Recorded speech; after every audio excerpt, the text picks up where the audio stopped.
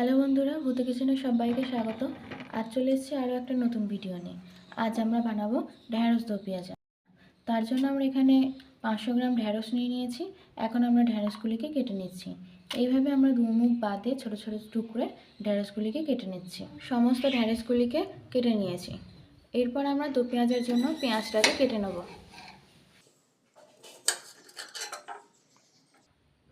এইভাবে একটি পেঁয়াজকে 4টি টুকরে কেটে এর পাপড়িগুলিকে আমরা ছাড়িয়ে নিচ্ছি।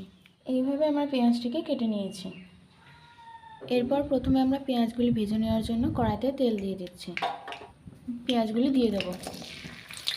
পেঁয়াজগুলিকে আমরা পুরোপুরি ভাজবো না, হালকা একটু নেড়ে নেব।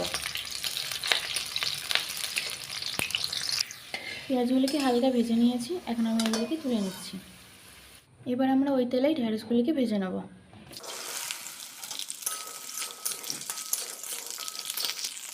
দিয়ে দেবো পরিমাণ মতো লবণ এবং পরিমাণ মতো হলুদ।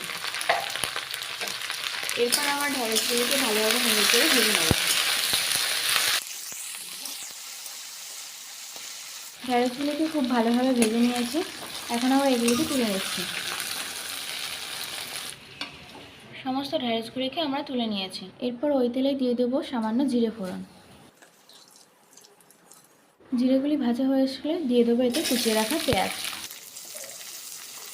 পেঁয়াজটা তাড়াতাড়ি নরম হয়ে যাওয়ার জন্য দিয়ে দেবো সামান্য একটু লবণ। এভাবে ভাজা হয়ে আসলে একে একে দিয়ে দেবো বেটে রাখা আদা, জিরে, কাঁচা লঙ্কা এবং রসুন।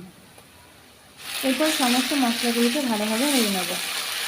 সামান্য একটু কষিয়ে নেওয়ার পর দিয়ে দেবো ধনে গুঁড়ো, পরিমাণ মতো লবণ এবং পরিমাণ মতো হলুদ।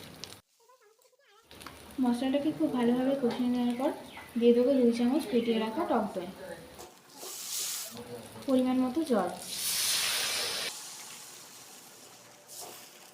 এরপর মশলাটি ফুটে আসলে দিয়ে দেবো ভেজে রাখা ঢ্যাঁড়স।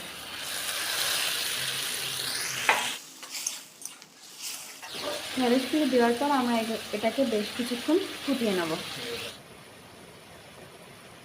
ঢ্যাঁড়সটা প্রায় হয়ে আসলে আমরা এতে দিয়ে দিচ্ছি ভেজে রাখা পেঁয়াজগুলি।